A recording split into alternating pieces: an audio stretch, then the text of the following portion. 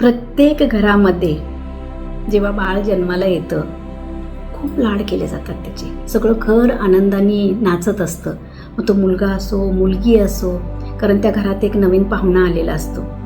आणि मग तिथून सुरुवात होते की त्या बाळाचं फ्युचर चांगलं करण्यासाठी त्याला चांगले म्हणजे चांगल्या स्कूलमध्ये त्याला ॲडमिशन मिळवण्यासाठी प्रयत्न सुरू होतात.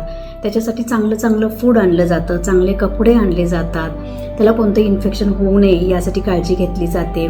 अशी आपण काळजी घेतोच आणि त्याच्या उज्ज्वल भविष्यासाठी सुद्धा आपण खूप प्रयत्न करत असतो. परंतु मला सांगा, हे बाळ जन्माला येण्याआधी ते हेल्दी जन्माला यावं यासाठी आपण काय करतो? तर तुम्ही आता म्हणाल की त्यासाठी तर आपण नॉर्मल प्रयत्न करतोच ना. ज्यावेळेला आई प्रेग्नंट असते त्यावेळेला ती काळजी घेते, चांगलं फूड खात असते किंवा आनंदी राहण्याचा प्रयत्न करत असते. परंतु मी इथं सांगेन त्याच्या पाठीमागे जाऊन पण आपण विचार केला पाहिजे, हो की नाही? आता ह्यावरती वाटेल की तुम्हाला की ह्यावरती काय विचार, पाठीमागे जाऊन आपण काय विचार करणार? नमस्कार, मी हिलर अंजली जाधव. आज आपल्या सर्वांसोबत एक खरंच खूप वेगळा असा विषय घेऊन आलेले आहे आणि हा व्हिडिओ तुम्ही जरूर शेवटपर्यंत लक्ष देऊन ऐका.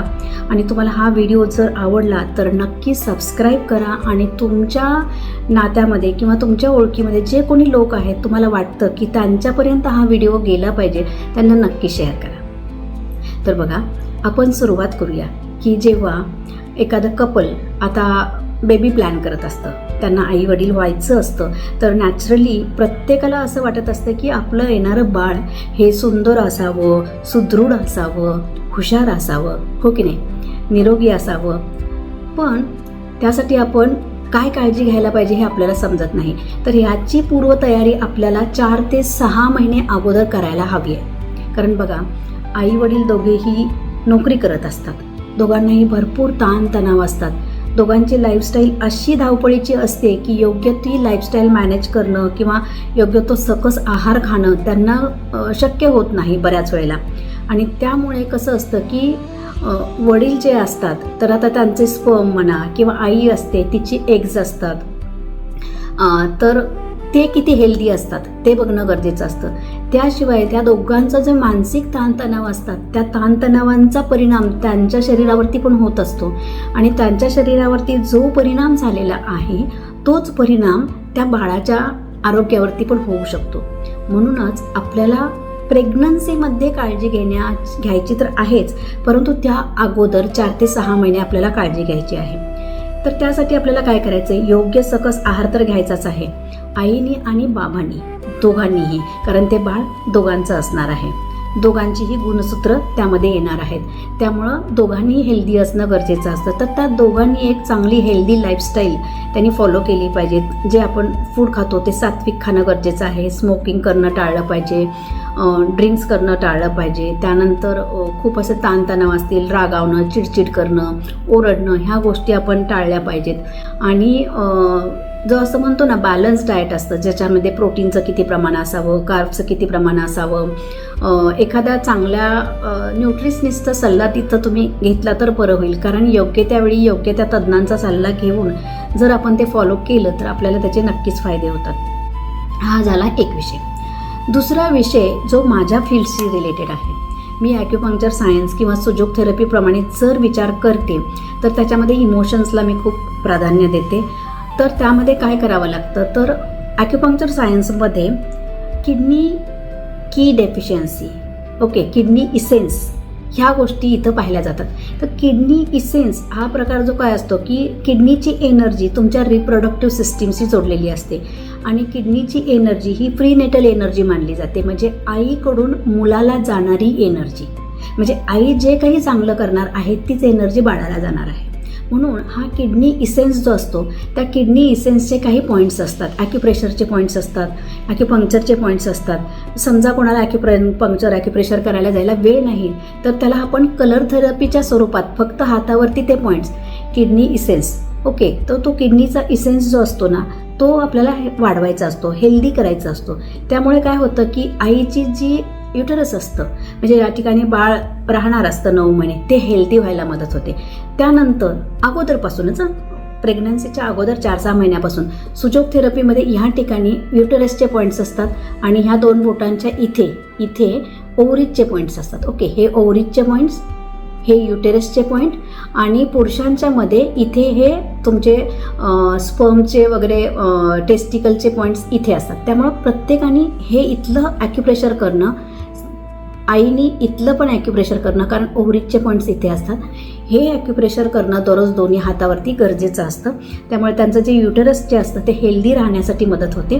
दुसरी गोष्ट असते की या ठिकाणी ते हिरवा रंग देऊ शकतात, कारण ग्रीन कलर जो आहे सुजोग थेरपीमध्ये हार्मनीचा कलर मानलेला आहे, नेचरचा कलर मानलेला आहे. तर या ठिकाणी ते हिरवा कलर दिवसातून 1 वेळा देऊ शकतात. आणि त्यानंतर आहे की जसं मी म्हटलं की किडनी इसेन्सचे पण पॉईंट्स असतात, ते आपण हातावरती मेरिडियनचे पॉईंट्स देतो. त्यानंतरचा पॉईंट आहे की इमोशन्स. तर आईने नेहमीच आनंदी राहायलाच पाहिजे, परंतु आनंदी राहताना पण एक हेल्दी प्रेग्नन्सी अशी एक मुद्रा ट्राय ओरिजिन स्माईल मुद्रा मेडिटेशनमध्ये असते सुजोगमध्ये. सो त्यामध्ये काय केलं जातं की हे आपले मिडल फिंगर जे असतात, तर मिडल फिंगर आणि थंबचा टिप टच केला जातो. बघा, टिप टच करायचा, अशी नाही मुद्रा पकडायची, हा tip touch, proper tip touch केला जातो. आणि हा हात असा तुमच्या मांडीवरती किंवा असाच, ओके, एकमेकाकडे हात करून असा मांडीवरती ठेवून आईला बसायचं असतं आणि 5 मिनिटाचं खूप छानसं असं स्माईल करायचं असतं. आणि ते स्माईल करताना एखाद्या छान क्यूट बेबीचा वगैरे अशी इमेज डोळ्यासमोर आणायची असते आणि ते स्माईल करताना आपण किती आनंदी आहोत, आपलं येणारं बेबी किती छान आहे वगैरे अशा टाईपचं त्यांना व्हिज्युअलाइज करायचं असतं. आणि ही हेल्दी प्रेग्नन्सीची मुद्रा, म्हणजे जर प्रेग्नन्सीच्या अगोदर ती मुद्रा करणार असतील, प्रेग्नन्सी राहायच्या अगोदर, त्यांना हे टच केल्यानंतर हात रिसिव्हिंग पोझिशनमध्ये ठेवायचा आहे. ओके, रिसिव्हिंग पोझिशन म्हणजे तिथं आपल्याला ते बेबी हवं आहे. आणि प्रेग्नन्सी झाल्यानंतर, कन्फर्म झाल्यानंतर ही मुद्रा अशा प्रकारे ठेवायची आहे. आणि ती मुद्रा जर तुम्ही 5 मिनिट दिवसातून 2 वेळा किंवा 3 वेळा ही जर मुद्रा केली, फक्त ही मुद्रा धरायची, स्माईल करायचं छानसं 5 मिनिटासाठी, असं दिवसातून 2 किंवा 3 वेळा करायचं आहे. आणि जेव्हा डिलेवरी होणार असते तेव्हा शेवटच्या 8-10 दिवसामध्ये हीच मुद्रा आपण अशी धरतो, डाऊन, म्हणजे बेबी इझिली तुमची डिलिव्हरी झाली पाहिजे. सो ह्या मुद्राचे 3 हे असतात, लक्षात घ्या. प्रेग्नन्सी कन्सीव्ह होण्याच्या अगोदर अशी रिसिव्हिंग पोझिशनमध्ये, म्हणजे हे टच केलं आहे आणि रिसिव्हिंग पोझिशनमध्ये, प्रेग्नन्सी झाल्यानंतर ही पोझिशन रिटेन्शन पोझिशनमध्ये, आणि प्रेग्नन्सीच्या शेवटच्या दिवसात डिलिव्हरीच्या वेळेला ह्या पोझिशनमध्ये. ओके, सो इझी डिलिव्हरीसाठी. तर ही मुद्रा खूप अतिशय चांगल्या प्रकारे काम करते. बाळाचं आरोग्य छान राहतं, आईचं आरोग्य छान राहतं. तर तुम्ही जरूर, म्हणजे तुमच्या माहितीमध्ये कोणी असतील आणि ते बेबी प्लॅन करणार असतील किंवा तुम्ही स्वतः बेबी प्लॅन करणार असाल तर अशा प्रकारच्या गोष्टी फॉलो करा. आणि ह्यासाठी तुम्ही तुमच्या जवळ असणारे कोणतेही तज्ज्ञ ॲक्युपंक्चर हीलर आहेत त्यांच्याशी संपर्क करून किडनी इसेन्सच्या काही ज्या पॉईंट्स असतात त्या समजून घेऊ शकता. सुजोग थेरपीचे पॉईंट्स आहेत ते समजून घेऊ शकता. किंवा तुम्हाला हवं असेल तर कमेंट बॉक्समध्ये तुम्ही तुमचा नंबर द्या आणि तुम्ही मला सुद्धा यावर सल्ला विचारू शकता.